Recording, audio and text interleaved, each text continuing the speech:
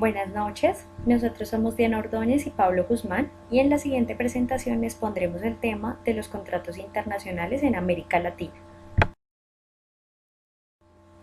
Para dar inicio a la presentación, primero es necesario abordar qué es un contrato internacional y sus clases.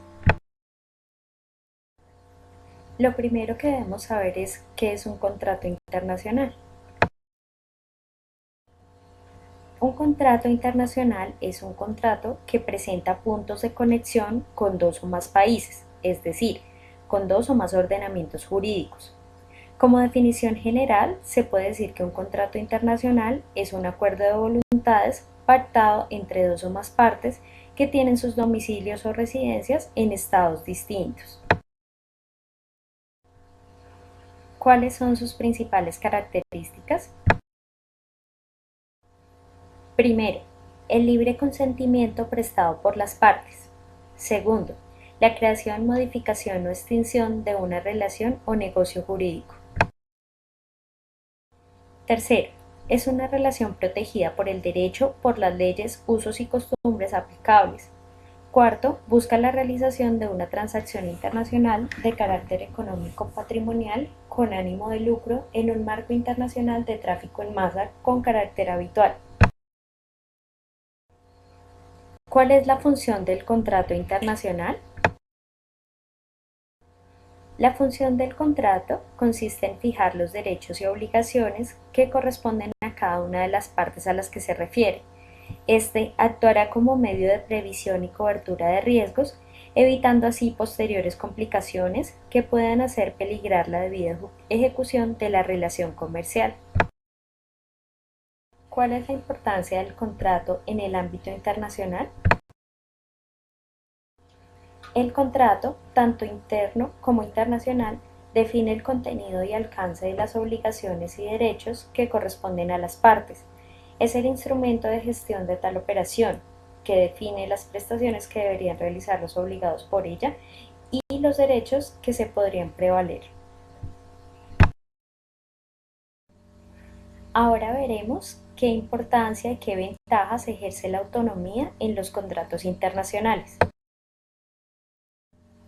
Bueno, como ya lo sabemos, la ley proporciona las reglas para determinar la existencia, la validez y los efectos del contrato, para que las reglas de las partes no se puedan desplazar. Lo que hace la autonomía de las partes es que permite determinar el alcance de la aplicación de la ley estatal a sus contratos, la cual se justifica por varios motivos. El primero es el que la autonomía se basa en el principio de libertad del individuo, que es un derecho aplicable a la esfera personal y económica. Segundo, también deben ser libres de elegir la ley que rige su contrato. Un ejemplo de esto es que pueden querer elegir una ley que esté bien desarrollada y que se adapte bien a su contrato, o que ya conozcan bien, o que consideren neutral, o que ya hayan utilizado en una transacción anterior. Por lo tanto, la autonomía debe aceptarse sujeta a ciertos límites establecidos para garantizar los valores fundamentales del Estado y la protección de la parte más débil del contrato. La autonomía puede ayudar a las partes a excluir una ley inapropiada que de otro modo regirá su contrato. También les permite elegir una ley más conveniente para gobernar todo o parte de ella. Por lo tanto, la flexibilidad dada por la autonomía supera la rigidez de las reglas de conflicto interno que podrían presentar un contrato particular a una ley de gobierno inapropiada. Esto tiene una clara ventaja económica y legal para las partes, es decir, la autonomía presupone que las partes de un contrato son los mejores jueces de su propio interés. Bueno, para poder entrar en contexto, vamos a ver un poco de historia de los contratos en América Latina. Y para esto vamos a ver las primeras reglas de conflicto interno de América Latina sobre contratos y la autonomía de las partes. El Código Civil considera que cada contrato se rige por la ley del país donde se realiza, a menos que se realice en un país diferente, en cuyo caso se aplica la ley del país de la ejecución. La aceptación legal de la autonomía de las normas sobre conflictos internos de América Latina sobre los contratos ha sido gradual, reciente y limitada a ciertos países. Este nuevo paradigma considera que las partes son los principales actores en conflicto de leyes sobre contrato y que su voluntad y necesidades deben ser consideradas porque son, de alguna manera, más importantes que la jurisdicción o las políticas del Estado.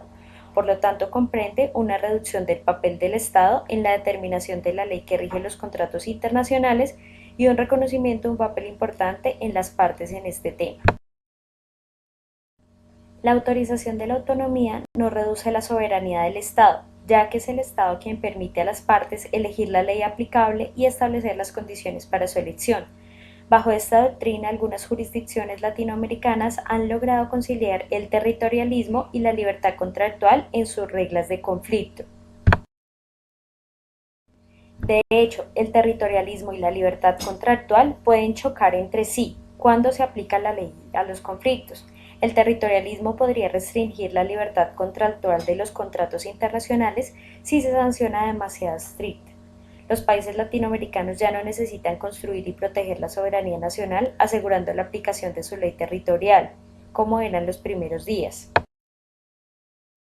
El territorialismo se consideró útil para preservar la existencia de los países latinoamericanos como estados independientes, pero ahora parece arcaico en el mundo global actual, donde la integración económica y comercial es primordial. Por lo tanto, preservar el territorialismo ya no debería impedir que los países latinoamericanos modifiquen sus leyes de conflicto en los contratos para aceptar la autonomía. La adopción de la autonomía no debería ser un desafío difícil para los tribunales latinoamericanos. Como conclusión tenemos que la aceptación gradual de la autonomía en las jurisdicciones latinoamericanas ha sido abandonar el principio de territorialidad de las leyes en sus disposiciones sobre conflictos. Sin embargo, no se ha opuesto totalmente a su tradición legal, dado que estas disposiciones también han estado históricamente presentes por el principio de libertad contractual que justifica la autonomía. Preservar el territorialismo y negar la autonomía bajo el argumento de proteger la soberanía nacional es hoy obsoleto.